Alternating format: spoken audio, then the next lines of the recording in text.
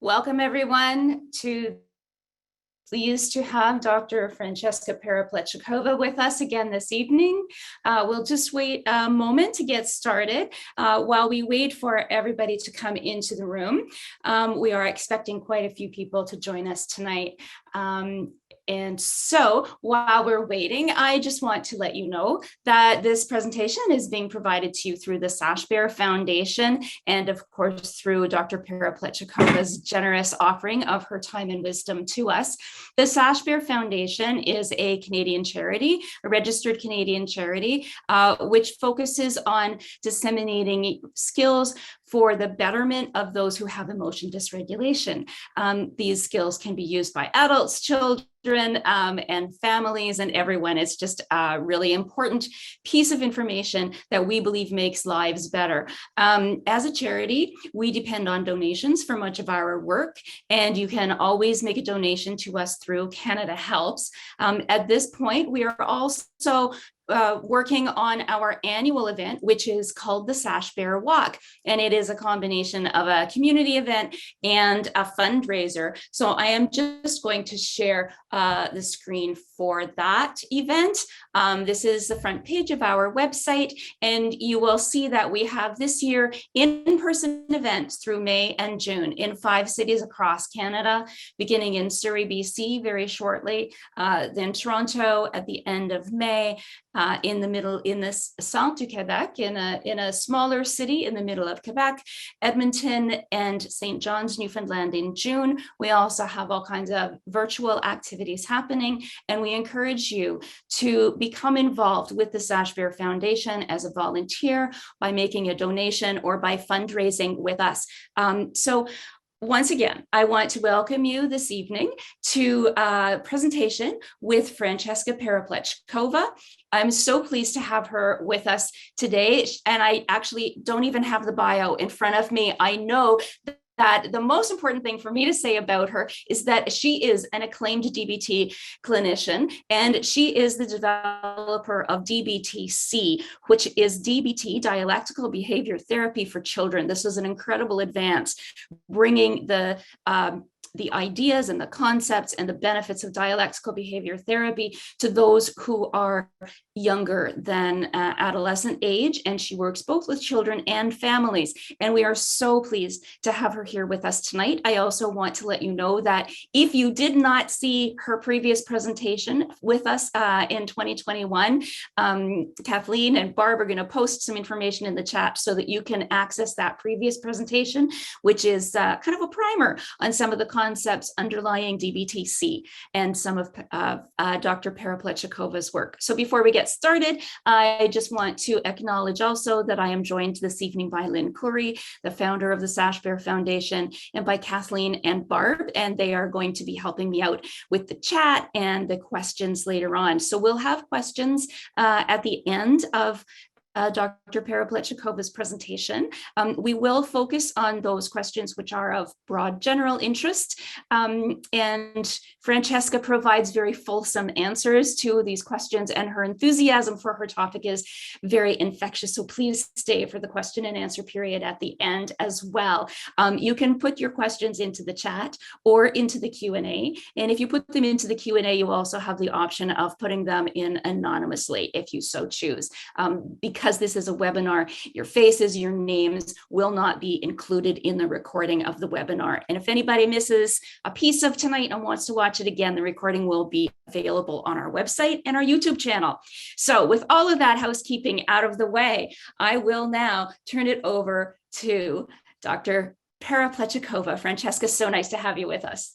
It is always a pleasure. We had so much fun last time. Love it. Love it. So, welcome everybody. It's so wonderful to see that so many people came to see my presentation today. It looks like we had about several hundred people last time I presented. Apparently my presentation was well received and you had a lot of interest in that. And now we have many, many more people. It's over 1,000 today. I am so honored. Thank you so much. And I greatly value your time and your interest in what I have to say. So what do I have to say? A lot. I will try my best to minimize the amount of information that can come out of me into 40 minutes, maybe 45. I cannot claim the attachment to outcome, never. So let's say 40, 45 minutes, and then we're going to go Q&A. And if you can stay afterwards, I'm more than happy to stay past the hour and answer questions. So, and all of this is going to be recorded. If any of you cannot stay past the hour, recording will be available. So you'll have an opportunity to actually hear the questions and my answers to them. Okay, well, I hope that you were quite intrigued by the name of the presentation. Seriously, I worked on it. And some, I know Doreen said that some people actually emailed and say, is that a typo? Is it supposed to be validation as a therapeutic tool, not an invalidation? And Doreen said, no, well, come and see what this all means. Well, let's start with that little tidbit. We do think a lot of the time that invalidation is a dirty word. No, it's not. No, it's not. Think about it. What is validation? Validation means something makes sense on specific grounds, from specific perspective, for a specific goal. Invalidation means just the opposite. Something does not make sense. Something does not match the goal. Something is not valid from a particular perspective. As you all know, we live in a world that is based on a dialectic. At least our dimension is not based on things being equal or similar. It is based on things being complementary. Day, night, man, woman, yin, yang, white, black, whatever it is. The same is here. Validation, invalidation. What does dialectic means? Dialectic means that everything has two sides, meaning that the same thing can be valid and invalid at the same time. Let's take self-harm. I'm using self-harm because I'm a DBTer and I'm a suicidologist. So, and a lot of you probably are coming here with children who may be affected by self-harm or suicidal ideation, which is terrible and very scary. And that's why I just want to use that example. Self-harm has its validity, believe it or not. What's valid in self-harm? Self-harm actually does work, indeed, to decrease emotional arousal in a moment. So it's valid in that sense that it has a kernel of truth to it. It's valid because it does indeed decrease emotional arousal short-term. Long-term, it's a complete disaster, right? So it's invalid for my long-term goals, which may be to improve my life, to live my life in a functional manner. So self-harm is not valid for these goals. However, it may be valid for the short-term goal of decreasing my emotional arousal. And unfortunately, it is the most effective way to do that. No drugs, alcohol, forget skills, right? All of that takes time. Self-harm, right? Specifically, when we're talking about people with borderline personality disorders, a lot of research has been done on that. So when I say invalidation is a therapeutic tool, what do I mean? Well, you may be interested to learn that my job as a therapist is to invalidate the hell out of my clients. Why? Because my clients come to me for change, and change is always invalidation. Anytime I teach a skill, I'm saying use this instead of that. I just invalidate it. Anytime I do cognitive restructuring, it's invalidation. Anytime I do contingency management, that can be invalidation, right? Ignoring, punishment, all of those are invalidation, right? So validation is something that is on the side of the acceptance. Invalidation is on the side of change. So my job is to invalidate my clients while supporting it with the foundation of validation. Validation is our foundation to construct the house of change which always mean that something is being invalidated. So let me start my presentation. Let me get to my slides. Here we go. All right. So I work with children, and I really like this slide set because it's about growth, it's about the tree, it's about families, and also that reminds me of the dendritic neurons, right? Because we will talk about the brain as well. In our discussion, we already identified that everything has two sides, including our existence. Our existence consists of conditional side and, of course, unconditional side. Conditional side is pretty much the ups and downs in life. I win, I lose, I succeed, I fail, I make a mistake, right? I actually did something effective. People like me, people don't like me.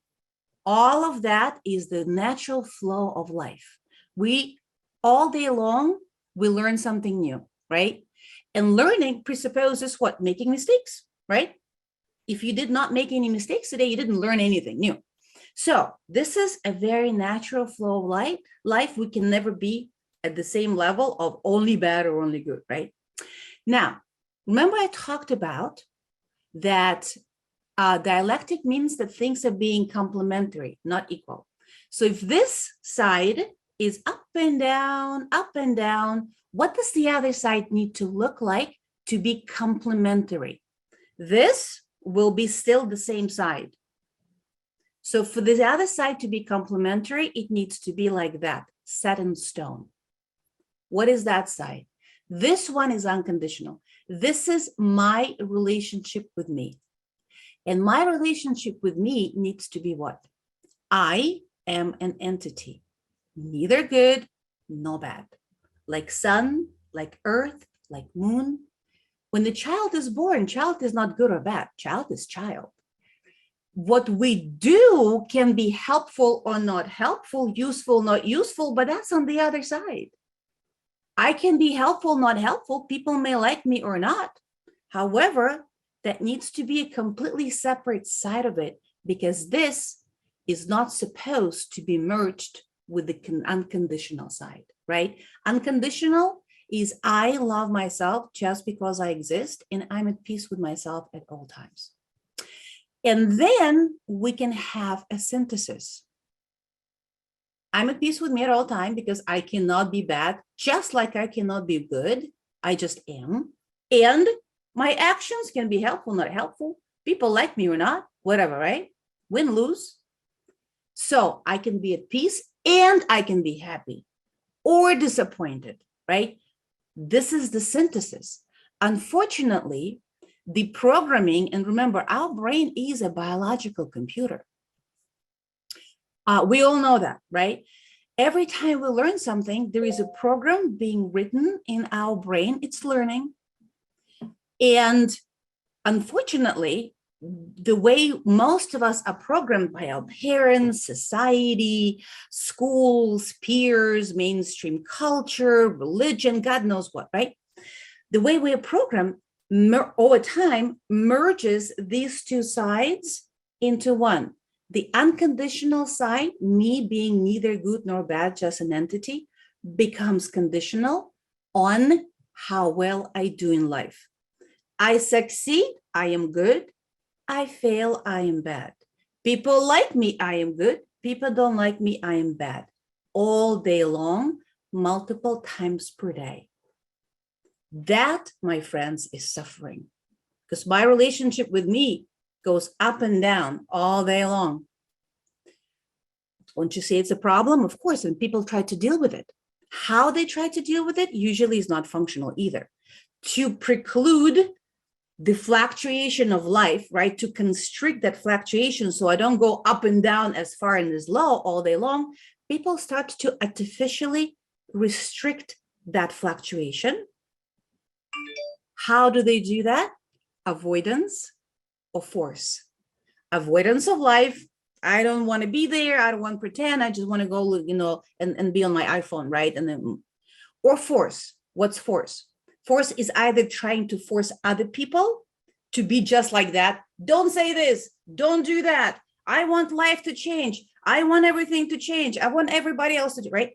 Forcing others to be just like that so we don't feel bad about ourselves, or using force against me. Self-criticism, self-judgment, self-punishment are all tools of control, all tools of force, self-harm behaviors, right? So what we need to do, what I do, at least, in what I do in the therapy that I'm providing and how I teach my students and how I teach the parents and children, is to unhook the connection, and there are ways to do that, unhook the connection so that I can indeed put them where they belong. They're not connected. They're on two sides of the spectrum. If they are connected, it's just one-sided, and anything that's one-sided, a person gets stuck. We need even two legs to walk. If we only have one leg, we can either stand or fall, but we cannot proceed forward.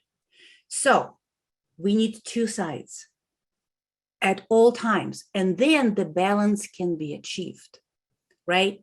So what is on the conditional side of things? All of our relationship with the external environment, right?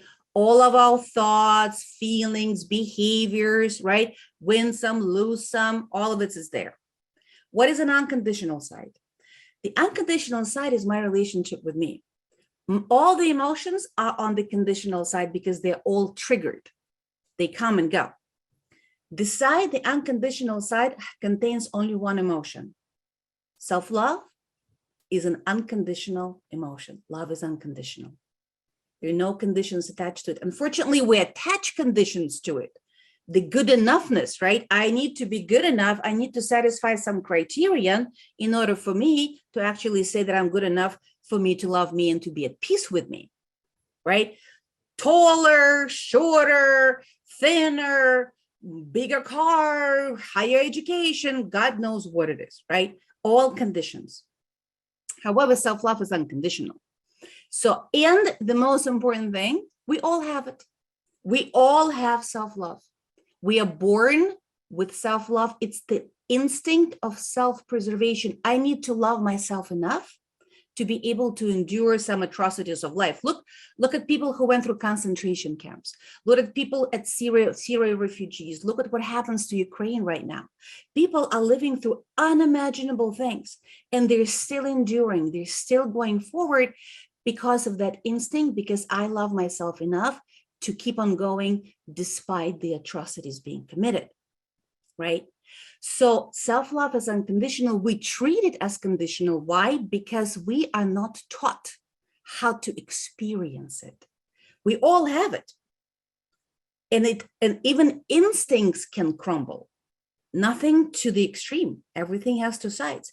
Even instincts can crumble.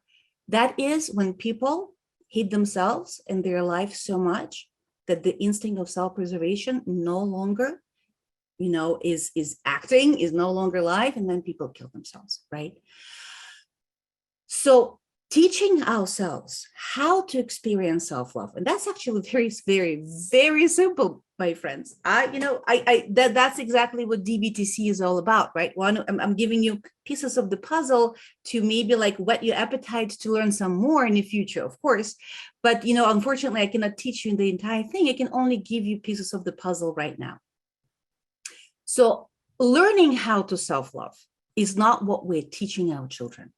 What we're teaching our children through programming is to connect their relationship with themselves with the conditions that they need to satisfy, the good enoughness. And today, most of my talk is going to be how that connection actually happens in life. Now, on top of that, we also have, so we have a sense of self-love. We also have sense of safety. Now, if sense of self-love is unconditional, sense of safety is absolutely conditional. Sense of self-love is a gift, not an accomplishment. We treat it as an accomplishment, but it's not. It's a plug. It's a safety plug, right? That comes in our hardware. Our brain is a biological computer. We come already equipped with the hardware, right? We're not come tabula rasa. We're not blank slates at birth. We come equipped, right?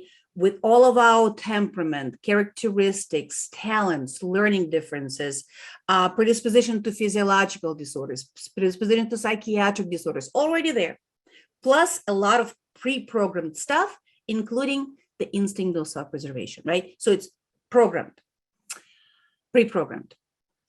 Sense of safety is conditional. You need to do something, specifically accumulate enough resources, knowledge, and connection to feel safer. This is not about safety. This is about sense of safety. And we need to have it. Why? Because without it, we would not be able to even venture outside, because, my friends, we control nothing in life. Zero. Think about it. We control nothing. I and you don't even control your ability to go use a bathroom. As I stand up to go use a bathroom, a big meteor crashed on my house and I'm a bunch of molecules. What did I control? Nothing. Control means I know all the variables that lead to this outcome and I can directly influence each and every one of them. And how many variables are there in my ability to go use the bathroom? Infinite number on a level of galaxy. Do I know all of them? No. Can I control them, influence them? No. Nature allowed me, universe allowed me to reach the bathroom, but that's as far as it goes. So we control nothing. I can force, but I can't control. Can't control other people. I cannot control circumstances, cannot control life. I can only influence, directly influence 4 things. What I do, what I think, what I feel, and my biology.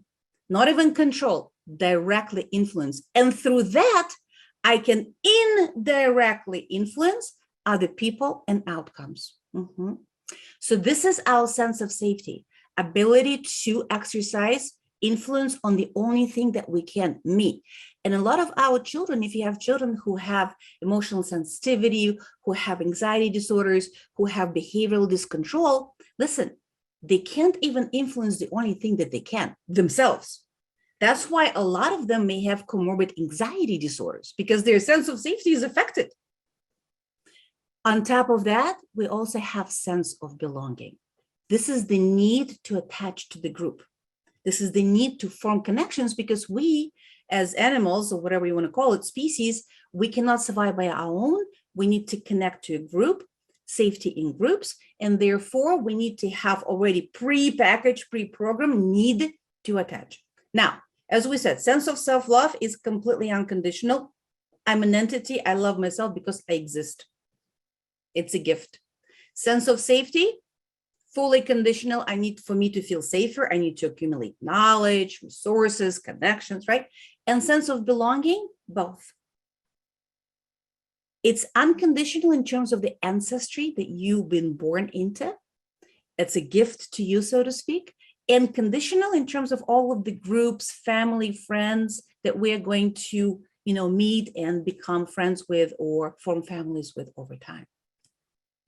So what I told you right now is a very important concept. It's a concept that at the bottom, we all have 3 core senses: sense of self-love, sense of safety, and sense of belonging. And all of our behaviors, adaptive or maladaptive, have a primary function to decrease vulnerabilities in 1, 2, or all 3 of these senses. Let me give you an example. Maladaptive behaviors decrease vulnerabilities short-term, increase long-term. For example, I self-harm. And right now, my friends, you're going to hear a skeleton of an analysis called core problem analysis. Core meaning the core senses. So core problem analysis. I self-harm. Why do you need to do this? When I self-harm, everybody comes running. And why do you need that? Well, when everybody comes running, then I feel that people kind of like want to be with me, and I feel lovable, and then I'm good enough to love myself. Sense of self-love. Or I self-harm. Why do you need to do that? Because when I self-harm, everybody comes running and give me support, attention, and I feel safer. Sense of safety. Or when I self-harm, everybody comes running, I'm no longer alone, sense of belonging. Depending on the person, it could be 1, 2, or 3 of them, right? But you see what happens? And all this, what I just gave you was a skeleton of a program. That's learning. Remember, our brain biological computer, everything we do transforms into a program. Our brain writes a program all day long. I show you a finger, your brain just wrote a program. You don't know which one, right? All of that program writing is not a conscious thing.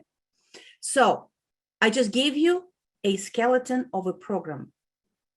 This is all those programs are very rational, very logical.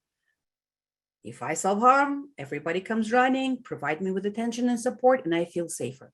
Very rational, very cognitive.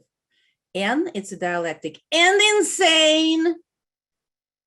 For me to feel safer, for me to feel self-love, I need to harm myself, right? So short term, yes, everybody comes running, and my sense of self-love is like, okay, everybody loves me, I'm good, right? Or I'm safe, I'm good, like sense of safety. Short term, decrease in vulnerability. Long term, it's a disaster if I need to self-harm in order for me to love myself. Adaptive behaviors do the flip. They short term increase vulnerabilities, long term decrease. Why? Now let me introduce the 2 doors. At any moment in life, we have 2 doors to pass through: door of pain and door of suffering. That's it. As we open the door into the corridor, there are only 2 doors. There are no other doors. What does it mean? What's a pain? Pain is a natural part of life. Of course, not physical pain. I don't mean that. It's a challenge. We don't want to solve challenges, right? But challenges coming our way is a very natural part of life. And there is a function to them, right? If I'm sitting on the beach drinking pina colada, I am not going to learn anything new. I'm relaxing. That's very important to balance my hectic life, but I'm not going to learn anything new. I can only learn something new when I have to face the challenge. And nobody wants to do this, right? This is talking about the going through the door of pain, facing the challenge, solving it. If we refuse, avoid going through the door of pain, we immediately catapulted into the door of suffering, and we stay there banging our head on the wall, saying it's not fair. Why do I have to do this? I don't want to do this, and all of that stuff, right? No direction anywhere. Once you pass through the door of pain, now there are all other doors there. Door of happiness, door of self-esteem, door of pride, door of safety, door of belonging, all of it's there, right? But you first need to go. So going back to what we talked about, all behaviors, adaptive or maladaptive, have a primary function to decrease vulnerabilities in core senses. Maladaptive behavior, self-harm, screaming, yelling, drugging, using alcohol, self-harm, whatever. Temporarily, short-term decrease, long-term increase.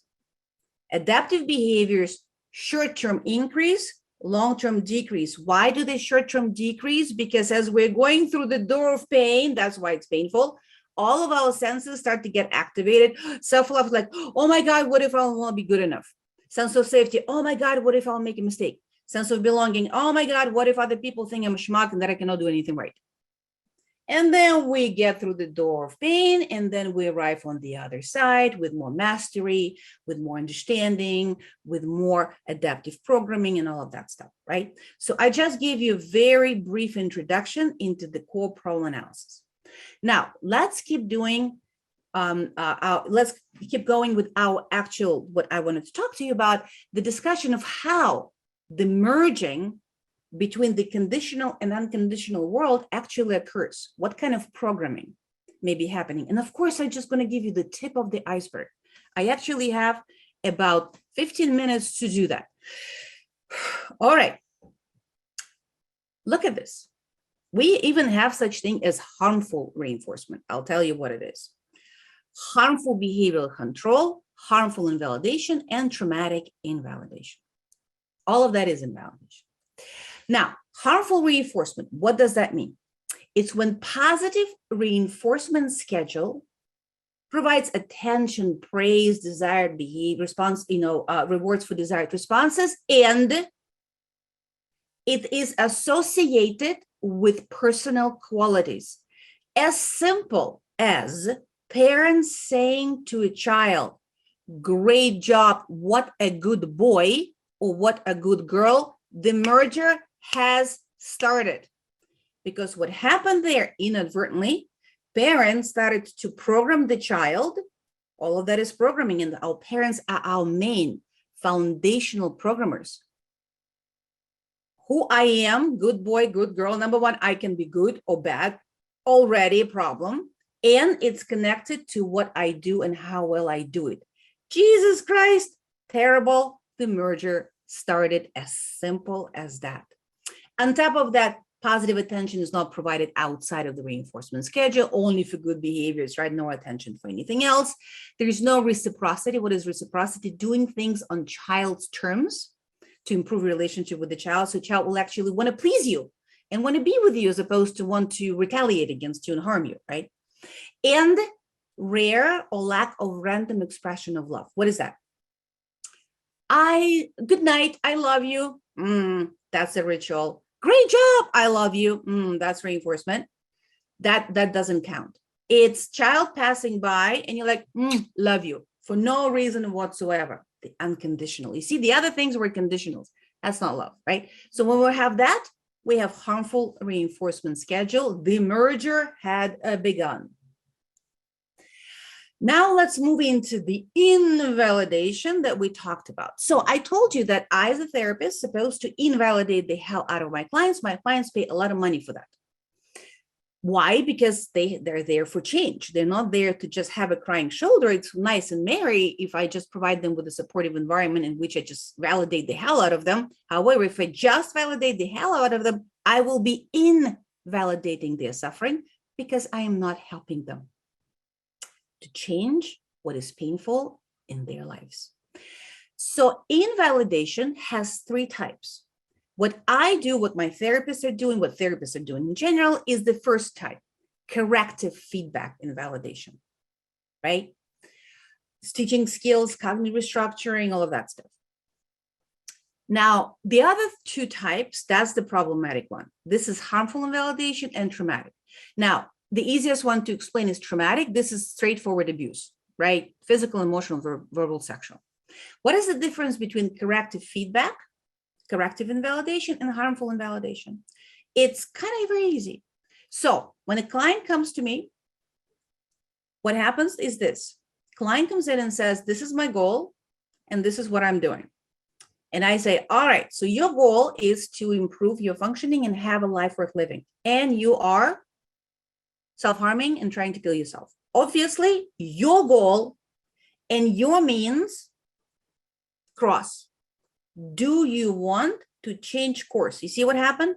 There's absolutely no imposition. I'm not forcing anything. I'm not forcing goals. I'm not forcing change. I'm highlighting clients' goals or person's goals. I'm highlighting that their means don't match. That's invalidation. And I'm asking, do you want to change or not? If you don't, you don't. I'm not going to be here to force, right? There's no force. And look at that. I'm only talking about means, responses to the goal at hand. I am not touching a person on the personal level. I'm only talking about corrective invalidation and feedback for reactions, responses. That's it. Now, harmful invalidation is very different. Harmful invalidation is like this. These are your goals. These are your means, do it. Imposition, imposition, imposition. And on top of that, harmful invalidation always presupposes invalidation of the response and of the person. Anytime harmful invalidation, criticism, judgment, comparisons, all of that stuff are harmful invalidation. And anytime you criticize, you're criticizing seemingly the response, like what the hell have you done, right? The implication of that is what's wrong with you. And then whatever you did that I highlighted is used as what? As an evidence that indeed you are an idiot. So harmful invalidation is a validation of the response as well as the person. So now let's go into the levels of harmful invalidation that is also going to help merge these two worlds into the psychopathology. So remember the first level, harmful reinforcement. When I behave, I'm a good boy. So this one is one lower. When I misbehave, I'm a bad boy. Again, merging who I am with what I do. So harmful behavior, you see how I said behavioral control. I did not say behavioral modification techniques. Behavioral control. If we can control anything, probably the better term will be harmful behavioral force. So this is like when we ignore or punish maladaptive responses, and we're associating with you being bad. You are bad by doing this, right? Also, no positive attention for the positive opposite, only we're highlighting bad, bad, bad, bad, bad. There's no reciprocity and no random expression of love. So I behave a good boy, I misbehave a bad boy. Now, next one, lower, I am not important. These are one behavioral control techniques I used for the sake of the environment at the expense of the child. There are three ways in which we can indeed, like when you boil it down, transact with the child. My gain, child's gain. This is reciprocity, positive reinforcement, doing things together, right? My gain, child's gain. Great. Second one is my loss, child's gain. This is most of the parenting, guys. This one is most of the parenting, my loss, child's gain. Example, ignoring. I don't want to ignore when I need to ignore because my child just made me mad. The last thing I want to do is ignore and walk away. Look at validation. Validation is only happening when something happened that I don't like. If something happens that I like, I don't need to validate, I need to reinforce. Validation means what? I understand why you did whatever it is that you did that led to a negative outcome. That's validation. By definition, validation, something happened I don't like. And when something happens I don't like, the last thing I want to do is validate. Listen, right? So these are the examples of my loss in a moment. Yeah, I'm doing something. I'm going through the door of pain. Child's gain. Over time, you're doing it for child's sake. Listen, we owe nothing to anybody in life. Nobody except for two people. Yourself, obviously, and your children. That's it. You don't owe anything to your parents. You don't owe anything to your spouses. You don't owe anything to your friends in terms of the own, right? But you owe everything to your children since the day they are born to the day that you pass away, right? So again, my gain, child's gain. My loss, child's gain. And the last one is unfortunately what a lot of parents are doing. My gain, child loss. And this is what we're talking about. This is bribing instead of reinforcement. What is bribing? You first give the money and then you get the information. What is reinforcement?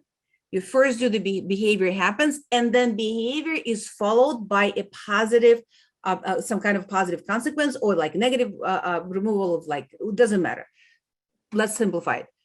Something happens and then it's being reinforced by some kind of a contingency, right? Afterwards. But that's not even the most important one when it's happening. The most important one is bribing is for my sake. Child is screaming and give him $3. He stops screaming. That's not about child's needs. That's about my needs. I can no longer hear that nauseous sound. And what did I just do? I reinforce my child screaming. Great job, me? No, right? So again, I did it for my sake, right? My gain, child's loss. The child is going to be screaming more and more, so we are reinforcing dysfunctional behavior. Accommodation instead of shaping accommodation is one of the worst things possible. What is accommodation? Accommodation when you like tiptoe around the kid, afraid of the kid. And validly so, because our kids, specifically the super sensors, the one that are emotionally dysregulated, they can lay like bombs, right? Like you touch it, it explodes, and it's like can go for hours. So fully understanding why they would want that to happen. And then this transaction between the child and the parent also creates, shapes the parent responses. So the parent just like, oh, okay, whatever, I'm not going to touch the kid. And now accommodation starts. On the surface, kid is like, yay, I can play video games all day long and not go to school, not brush my teeth, right? On the surface, he's the king. But what's the message? The message from the parents is, I am afraid of you. You are a monster. And if you think that your child is a monster, your children will be monsters because we read everything from everybody. and I can't control anything. I can't control you. And that is very discombobulating to the child's sense of safety, because if my parents cannot even influence me, their kid, life is so scary. Retaliation instead of punishment. A lot of the time, what parents are calling punishment is not punishment, it's retaliation. Punishment is a behavioral modification technique, which is done for the sake of the child to correct somebody else's behavior, to shape somebody else's behavior, right? And it's done consistently and with the goal in mind. What is retaliation? It's an emotion regulation technique done for my sake. You son of a bitch, you did this to me, I'm going to give you this back. And of course, it's done inconsistently and it's mood dependent. Silent treatment instead of ignoring. What is ignoring? Ignoring is child is screaming, you're not giving attention, child stops screaming, you put attention back and say, thank you so much for calming down, right? So ignoring is only happening during the negative behavior. So it is driven by the behavior of another person. Silent treatment is completely arbitrary. I can silent treat you for hours, days at end. It has nothing to do with how you're doing right now, right? 25 days after whatever indiscretion that occurred towards me, right? And there's no attention to the positive behavior. Again, no attention to the positive opposite. So we went with, I behave, I'm a good boy. I misbehave, I'm a bad boy, right? I am not important. And now we're going to, I am defective. Now, this is feedback that invalidates responses as well as a person. That's what we talked about before a little bit. It indicates person is inherently flawed, attacks person's integrity, right? And highlights primarily the badness in the reactions, right? Criticism, judgments, comparison, shaming, blaming, threatening, insulting, Jesus Christ, all of those things that we do all the time. Now, guys, one of the things that is pre-programmed into the black box that we are, that the hardware that we come with at birth, is parents, it's pre-programmed, are unquestionable authority. Can you imagine? On the tip of the iceberg, as our psyche is this iceberg, the tip of the iceberg is our level of awareness. Below the waterline is the huge mass of below awareness. That's where our hardware lives, and all the software lives that we start to write through all of the learning as the hardware starts to transact with the external environment, writing software. All of that is below the waterline. All of our programming is below the waterline, right? And that hardware has pre-programmed that parents' unquestionable authority. On the level of awareness, your child must send you to hell and tell you, no, you are stupid, right? Below the waterline, my mom is sad that I am bad, I am bad. Forever and ever and ever, your child is 60, you're 80, whatever your parent says is true. We're programmed to think that that's for the reason of safety. I cannot go. Why? Because I don't have the time. So can you imagine the I am defective not just comes from whatever external sources. No. That I can actively question. But I am defective through all the criticism and judgment, unquestionable authority, I am defective. We are already very well merged. Next level, I am nothing. This is traumatic invalidation, verbal, physical, emotional, sexual abuse, because when that happens, person is treated as an object, not a subject, right? Object meaning that, you know, his needs and wishes and pain is dismissed, who cares, right? Existence is tolerated pretty much to satisfy whatever needs of the external environment. And as you can imagine, such feedback is completely detrimental when it comes from a source that is unquestionable authority. So this is the tip of the iceberg of how the merger starts to happen when our relationship with ourselves starts to merge with what we do and how successful we are and whether or not other people like us. Now, I would just want to give you very brief examples of, this is a 49-year-old female. She was severely verbally and emotionally abused by her mother. And it took me about 3 years before she was able to utter, my mother was an angry bitch. 3 years. Unallowable material. What does it mean to her? Now we're talking about CPA right now, people. We're talking about CPA, how we get all of those programs out, how we understand it. Because listen, external events are all neutral. All of them are neutral. One event, 5 people, 5 different reactions because 5 different interpretations. I tell you, you're so stupid. One person is crying, another one's punching me in the face, the third one is shrugging their shoulders, the other one's walking away. Why?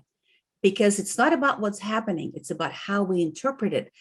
Information from the external environment comes into our brain. Our brain needs to make sense of it. How? By comparing it to what we know. That's all. And since we all have different experiences, we're going to have slightly or very different understanding and meanings assigned to external events.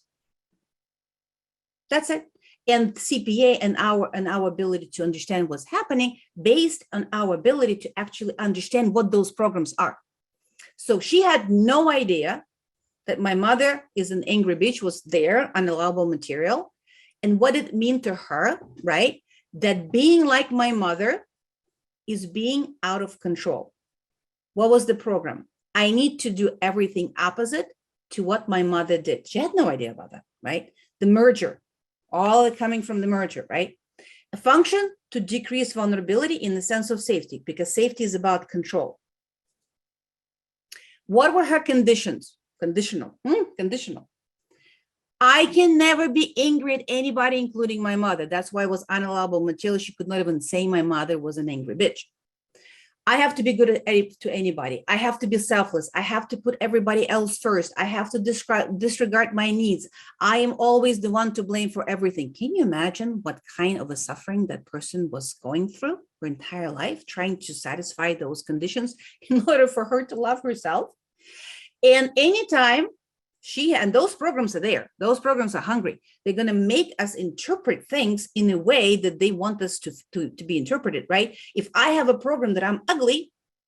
I have a program called ugly, right? And anybody tells me, oh, look at you, your hair looks so nice today. Did you have a haircut? What will I think? That program will make me interpret what that person said as somebody's making fun of me. I cannot be beautiful, I'm ugly. Right? So I'm going to interpret it from my own prism. That's the only thing I know. So those programs will be looking for opportunities to govern your responses, your understanding in a way that's going to confirm them. It's a program. What else can it do, right? Governs our behavior, whether or not we know about it. So anytime anything would suggest selfish, mean, that she's being selfish, mean, greedy, unpleasant, disagreeable, unfair, entitled, anything. And it can be anything. She can interpret it anyway without regard of what the actual person would intend. She would be bad and she needed to self-harm because that's her self-punishment for being bad. Now, these programs, they govern our behavior without our awareness. Listen, I showed you the finger.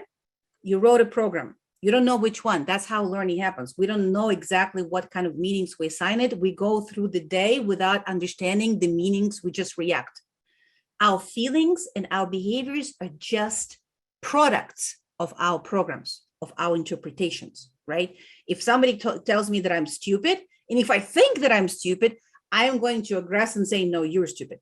If somebody says that I'm stupid and I don't think I'm stupid, I'll be like, okay, whatever, right? For example, if somebody says, look at you, you're so funny, you have 3 legs. Are you going to get upset? Probably not. Why? Because you don't have a program called 3 legs. But some people may have a program, I'm stupid, or I'm ugly, or I'm worthless, or I am whatever. Now, these programs, they govern our behavior without us even understanding that they exist. And they're the strongest with 4 conditions. They are anonymous. We don't know they exist. Listen, if there's a sniper after you and you don't know the sniper is there and that he's after you, very high chance you'll be shot. But if you do know that there is a sniper and you know where he sits, much higher chance that you can avoid getting shot, right? So programs that are anonymous, we don't know that they exist, can govern our behavior left and right. We have no idea why we keep doing the same thing. even though it backfires over and over again, and usually expecting different results. That's the definition of insanity, right? Anonymous, repeating code over and over and over. I'm upset, I freak out. I'm upset, I freak out. Years of that repeating code. That's a very strong program.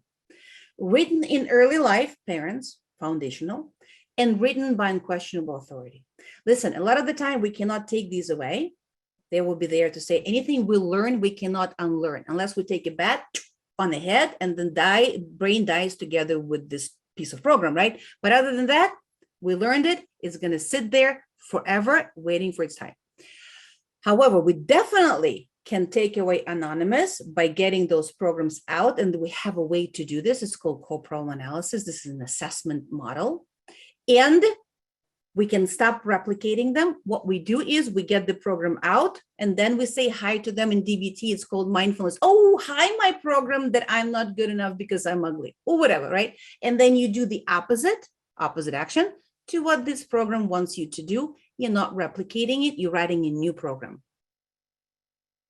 So when we get those programs out, you know what you get? You get a freedom of choice. You have no freedom of choice if you don't know that there is a sniper, right? You have no idea that the program exists. What kind of freedom of choice? It's just going to govern your behavior, and you're just going to do, I feel it, I do it, I feel it, I do it, I feel it, I do it, right? Why am I doing it? I don't know. Because there's a function, there's a program governing you. So once you see, oh, hi, oh, this really? Now you have a freedom of choice to do it or not. You can still do it, but now you're free to choose. And you have free to deviate from it and write a new program. So if you ask me what I do as a clinical psychologist, I help people reprogram themselves on a level of consciousness.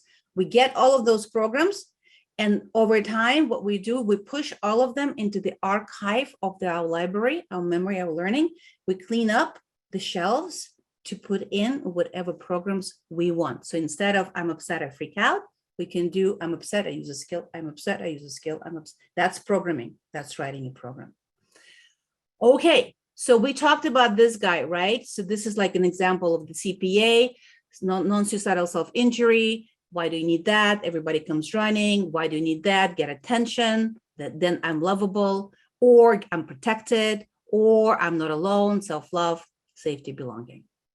And then on top of that, CPA also provides you with interventions on top of that and informs a more precise selections of the intervention. You see, because CPA gives you primary functions and secondary functions. Look how many functions are just for self-harm, right? Could be coping, could be communication, could be attention, could be instrumental, right? Could be retaliation. Make me miserable, going to make you miserable. And I know that if you don't give me something, I know you hate that self-harm, I'm going to self-harm to me. And then we can understand what that function is, and we can have a much more precise instrument to deal with it, right? And to the regular DBT skills, for example, and problem solving, like mindfulness, distress tolerance, emotional regulation, interpersonal effectiveness, problem solving, we also have very specific interventions on how to deal with vulnerabilities in these core senses in an adaptive manner. What to do with them when we understand, oh, I harm myself to love me? Jesus, just that by itself already freedom of choice. Now, next time I need to self-harm, I now know why I need to do this on a much deeper level. I have a freedom of choice not to do that. And on top, we have an intervention on what to do instead to actually feel your self-love, even though you did not satisfy some kind of a condition that you used to have programmed in, that if I satisfy that condition, only then I can experience self-love, which is bullshit anyway, because love is unconditional. We just keep satisfying them and nothing happens anyway. All right, guys, I know this has been more than 45 minutes. As always, I ran over, and it is what it is. No attachment to outcome. I think we are open for discussion. As I felt the last time you presented, Francheska, I'm just sort of sitting here going, right? My mind is blown by how much was in there. And I'm sure our audience feels the same way. First of all, I want to let everybody know that Francheska has already agreed to come back maybe sometime within the next year and delve a little bit deeper into the last piece that she mentioned there, the CPA for program analysis. I will talk more about CPA. Yeah. So we all have that to look forward to. I know for now, there are a few questions coming in. Before I forget, Yeah. another thing for you guys to look forward to, I am offering a seminar for the entire world for parents and clinicians. It starts on May 3rd.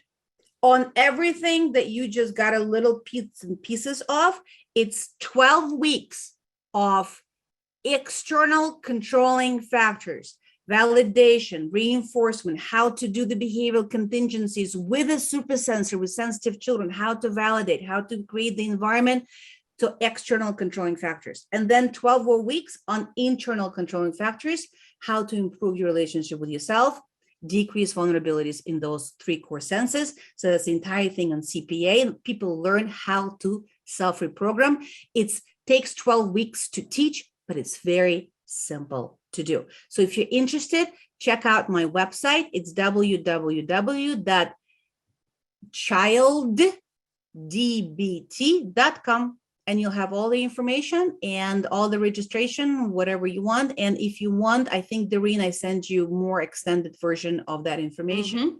Yes, and I've got the volunteers are actually putting some of the information into the chat right now, so that if anybody wants to find the website to go to, you can go there. And I've looked at the website; it's very clean and very easy to find exactly what you're looking for. It's beautiful. 2 years to construct.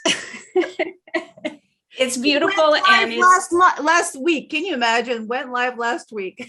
So perfect timing for us, and absolutely very easy to find the information about this program that is available to anybody around the world, not restricted to the areas where you are licensed to practice. So that's amazing. Absolutely, and I offered it 3 different time zones. Time to like very early in the morning, in the middle of the day, Eastern Central, and very late at night, right? Well, Doreen, at least it did not take me as long to do the site as to write the book. I am still on it. Still waiting for that book. Still on it, yeah. We know it will be worth it when we finally get the book. Definitely. Well, listen, with every year it's not written, it's a much better book. Believe me. I hope so. Don't aim for perfection, Francheska. No attachment to outcome. However, when people are analyzing me on what is happening with the book with CPA, I'm always landing on the sense of safety, because it's control. As soon as it's written, it's out. I can't control it anymore. Right? I'm working on my sense of safety. What a great example right there.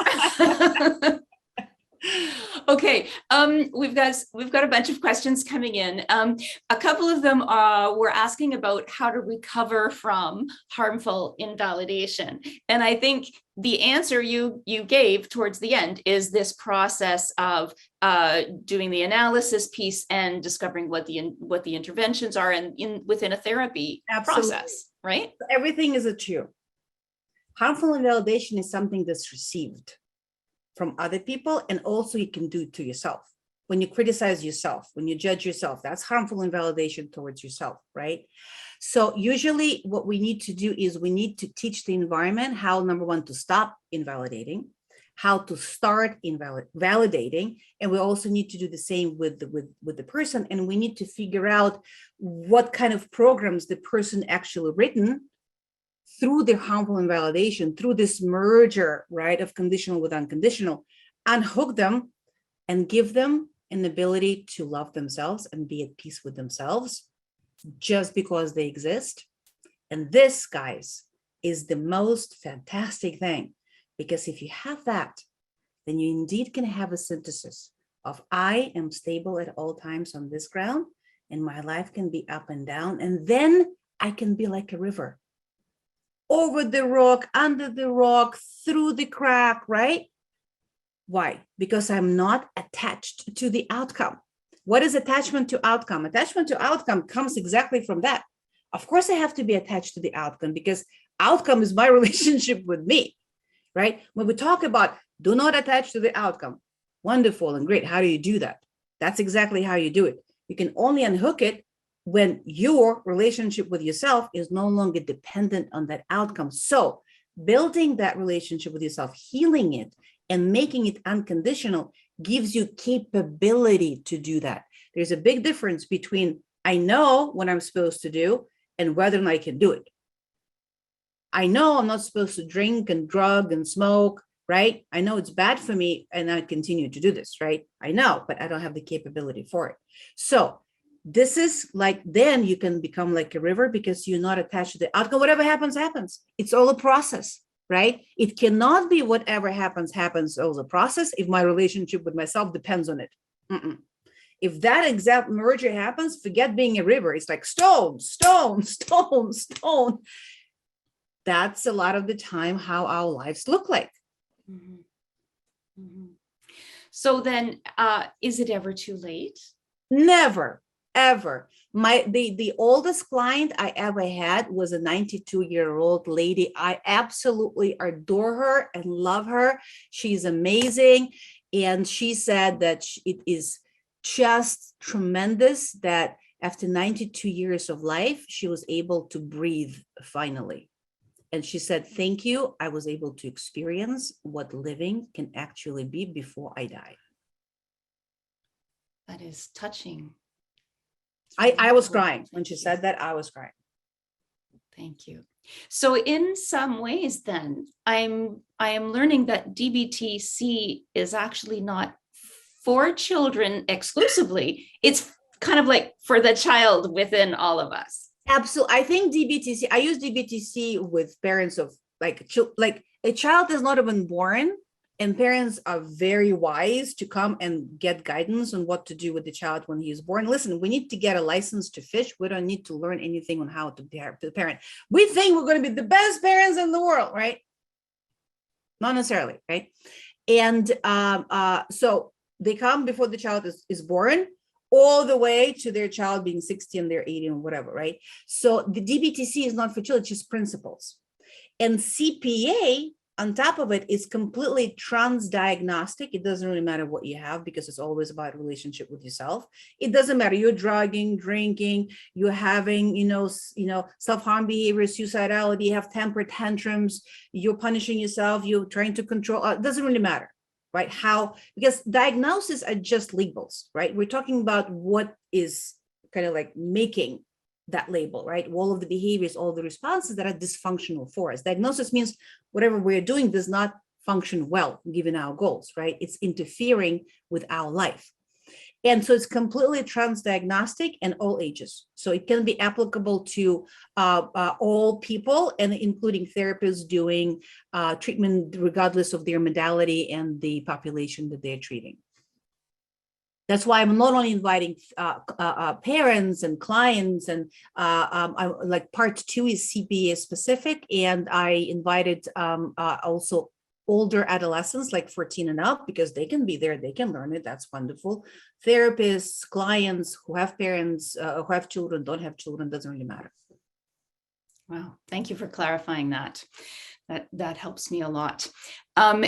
Here's speaking of parents, and I know I would have been a better parent if I'd met you 30 years ago, but this question is, how do parents retrain our own brains not to overreact? We're older parents, and this is just who we are. Love it, love it. DBT-C is an intervention in which parents and children come in, you do assessment, and unless the child is actively suicidal, self-harming, and you do the safety planning, you don't even see the child until parents get the capability to know what to do with the kid, how to support the progress, because when the child comes in, the whole hell breaks loose. What is therapy? Therapy is taking dynamics between family members and myself, right? Transactions with others and with myself, in relationship with the environment, relationship with me, both. And those dynamics nobody likes. That's why they're there. However, everybody is comfortable with them because everybody knows what's going to be doing, who's going to be saying what, right? So we're not happy, but we're comfortable. Safety, right? And nobody likes the rug being, taken from our feet, because therapy destroys those dynamics so we can build the new ones. Kids don't like it, adults don't like it. So when child comes into therapy, Parents need to be ready, right? For example, as simple as ignoring, right? If child has never been ignored or rarely ignored, and now parents have been able to ignore for 20 minutes, that's huge. However, they don't have the capability to withstand the stressor coming from the kid. Minute 21, they broke up into screaming or whatever else. What did we just do? We just made it worse because we reinforced on escalation. So next time the child is going to know what? I just need to keep going, and they're going to break up. They're going to break at some point. So we just reinforce escalation. That's not very good. So we first train parents on everything. We give them skills. We give them psychoeducation. They know what to do, and we give them capability to do it. And the capability to do it comes from, of course, they learning emotion regulation skills and stuff like that. But that's a symptom level, right? Suicidality, self-harm, screaming, yelling, those are all symptoms. We all know, like self-harm is a solution to a problem. It's not a problem, right? It becomes a problem, but it starts as a solution. So this is level of symptom. Those symptoms come from where? Problems. That's relationship with me. You fix that, symptoms go away, right? And we need to work on both. We need to work on symptom and on the problems, just like with appendicitis, right? Pain is a symptom of appendicitis. We need to treat pain, and we need to take out the appendicitis, right? Not just pain, both. And parents get most of that capability, of course, learning skills, blah, blah, blah. CPA, CPA, CPA. Catching, reprogramming, catching, reprogramming, catching, reprogramming, catching, reprogramming with themselves. And a lot of the time, as you can imagine, when parents come in, the relationship between parents is also not too good because of all of the stressors that are going on in their lives. And we also need to, fix the relationship, right? Because like being married, and having children has 4 components. Being partners. This is when, money, house, cleaning, cooking, right? Being parents, being friends, and being lovers. Listen, I'm not going to ask parents for these 2, the lovers, and they don't need to be lovers. They don't need to be friends necessarily. I need for them, regardless of whether they're married or divorced, and one lives in Alaska, another one lives in Canada. It's irrelevant. They need to forever learn that they need to be partners and parents. They are forever tied together because they have mutual kids. So they need to learn to cooperate. They need to make sure that they know what they're doing and that they're doing it together and that they're consistent, because otherwise it's Chernobyl for their kids. Sense of safety goes bunkers. Okay, so I'm just going to give you a little bit of a taste of this. This is how it works. Both mom and dad have, of course, responsibility to bring in the child in a way that the child actually does not have clinical level vulnerabilities, or hopefully,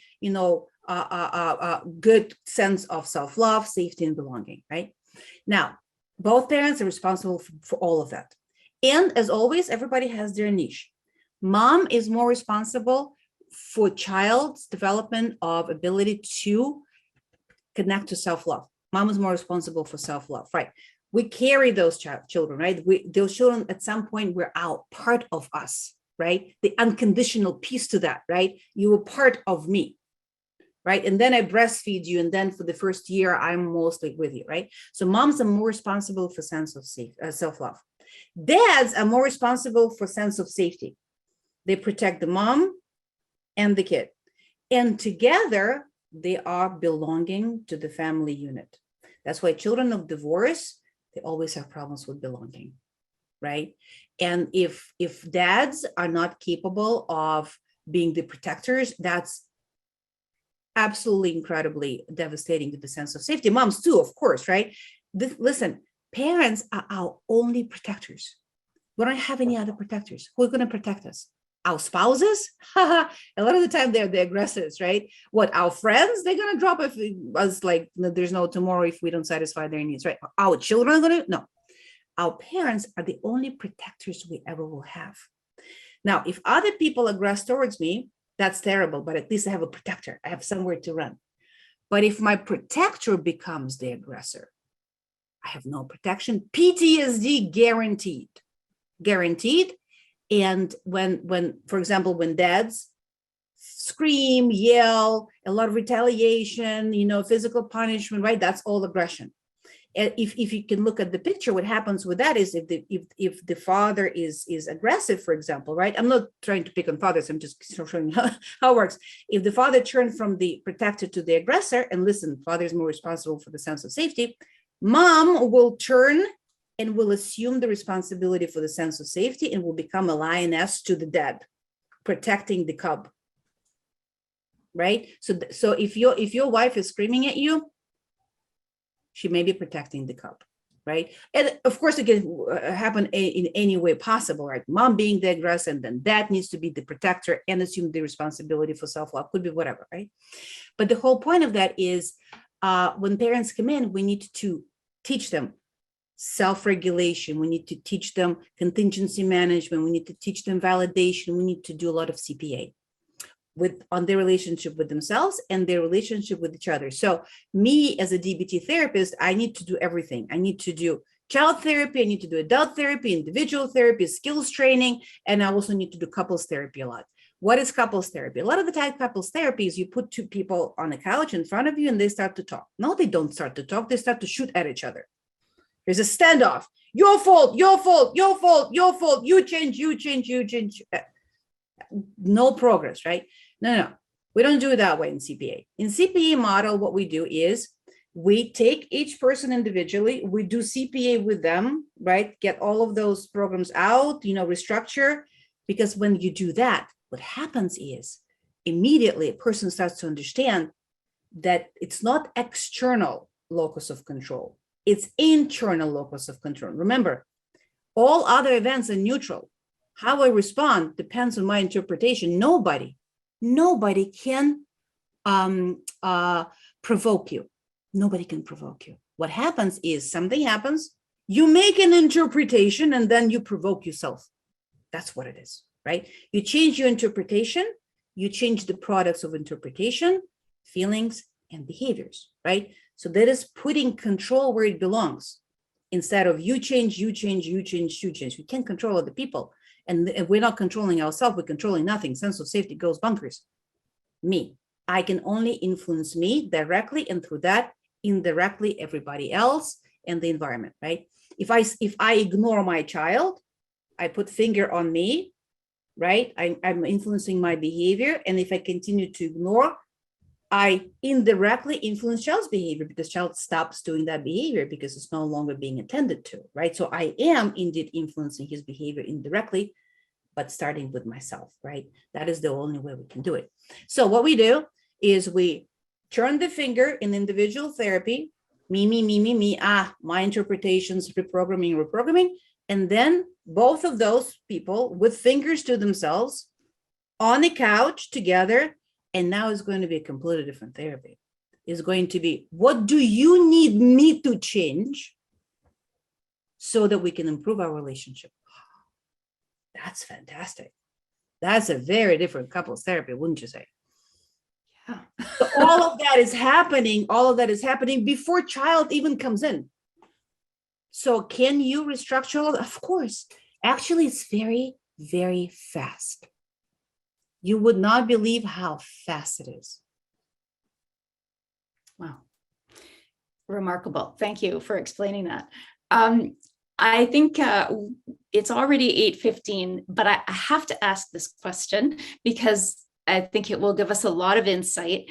It is, how do you yourself, oh, sorry, my screen just jumped. How do you teach or for yourself practice to live from the unconditional side of existence?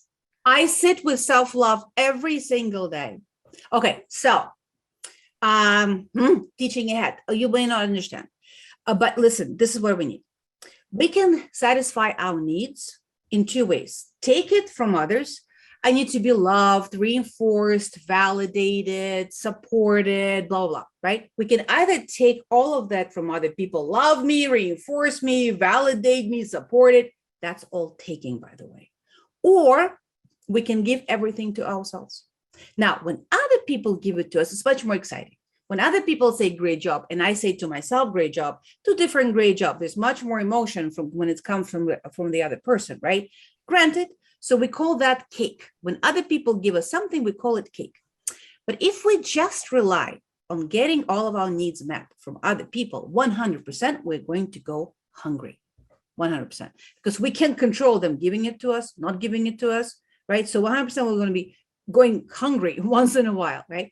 So we need to do two things. Of course, we're not just saying only give everything. No, we need both. For other people, give to us. And we also need to what we call bake your own bread. So it's not cake, it's bread, because it's not as exciting when I say to myself, great job, me, right? So there's 6 main ingredients of baking your own bread. Self-love, and there's a way to connect to your self-love like that. You all have it. You just don't know how to experience it. All right. It's very, very easy. Self-love, self-reinforcement, self-validation, self-control, self-compassion, self-reprogramming. All day long, we have an opportunity to either self-reinforce or self-validate. Self-reinforce, we did something good, something effective, something, useful. Great job, me, right? Self-validate, we made a mistake. Oh, I understand why I did it, right? But you actually have to say it. Programming on a conscious level, right now we're already talking about self-reprogramming. Programming is not about experiencing pride. Pride is a product of the thought, of the interpretation, right? So if you want to self-reprogram, you actually need to talk to yourself, right? You actually need to say in your mind, great job, me, right? Great job for doing this. You actually have to say it. It doesn't have to be big, it can be small. I didn't want to go to work and I did. Okay, great job, right? I didn't want to brush my teeth. Great job. I didn't want to go and talk to my grandmother-in-law and I did, right? Great job. So again, great job is not about the outcome. We are not in control of outcomes. Great job is about the only variable that we can influence, me, in all the strings of those variables that led to that outcome, has done what that variable could do, right? And influenced myself and put the effort. So if I did something and the outcome was positive, right? I say, okay, great job, right? But what if I did something, I faced the challenge and outcome still was not negative, still something, doesn't matter. It's not about the outcome. You're not reinforcing the outcome. You're reinforcing, listen, I faced that challenge. I did what I could, right? Or I didn't face the challenge. I ran away, right? Or I made a mistake. I understand why, right? That's self-validation. So all day long, sit with self-love, self-reinforce, self-validate, self-control, using all of those skills, self-compassion. I'm not going to go into that. And self-reprogramming. Somebody did something and you're like, oh, I'm feeling hurt. Okay, instead of telling that person where they should go, right, and how far, instead of doing that, you're like, okay, wait a second, why did I feel hurt? What did that mean to me? And now you're doing CPA on yourself. CPA is something that starts with a therapist, and very quickly, patients learn to do it on a daily basis. Like, for example, can you imagine a child? Brother is telling me, you are so lazy or you are so stupid. And instead of punching the brother in the face, the child is actually like, why did that hurt me? That he said that I'm so stupid. What's the problem for me being stupid? We're just a child. Number one, we interrupted reactive responding. And number two, the child is getting the program out, saying hi to it. Oh, that's why. And then doing the positive opposite. Beautiful.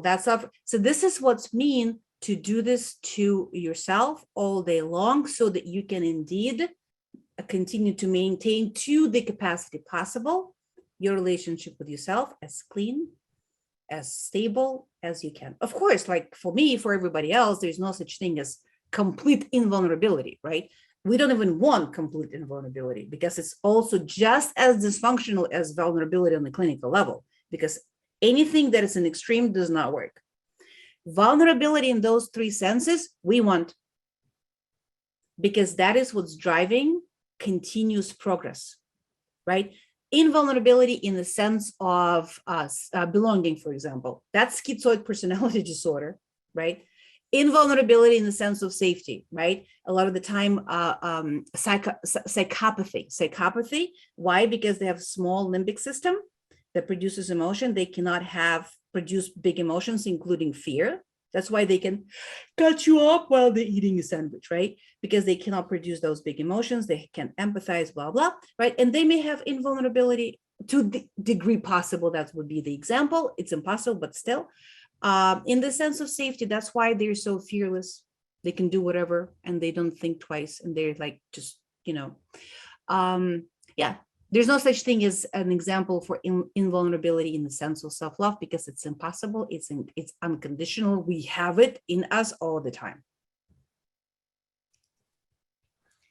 Thank you for that.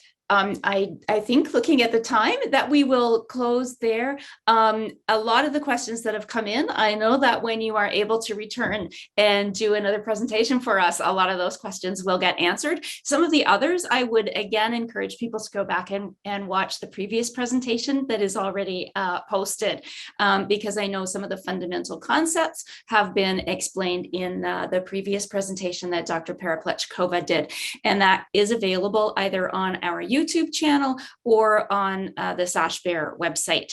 And this presentation as well will be recorded, or has been recorded, and will be posted in those same places so that people can watch it again, catch up. And I know I certainly will have to rewatch it and really think hard about some of these concepts.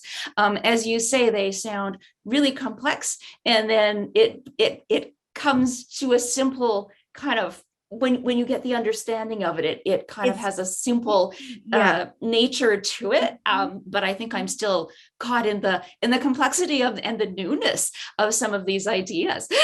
I've been doing it for 20 years. And then when I started to do my research, and I had to train my therapists who were my research assistants and stuff like that, like research therapists, like, how do I train CPA? It's so simple to do, but it's not that simple to train. That's why we need 12 weeks to understand all the complexity. It is complex. Listen, everything is simple, but not easy. It's very simple. How not to suffer. Accept pain. Not easy. Yeah. Two sides to everything. We started with dialectic. We're going to end with dialectic. Thank you so much for having me. Thank you so much. I had a lot of fun. I love to talk, so I had fun. I don't know. And as always, it is wonderful to listen to you, because you are just such a light and so enthusiastic about everything that you're speaking of. Thank you so very much. Because I don't expend my energy on fighting with my programs. Seriously, so much psychic energy. I am so free from that if you connect like electric wire from me, probably I can electrify a little village somewhere, right? With all the energy I have. Why? Because I don't expend that energy on fighting with myself. And that's the best sales pitch right there for doing this work. Great job. Great job. Wonderful. Thank you, everybody, for joining us this evening. And thank you again, Francheska. Good night. Good night, everyone.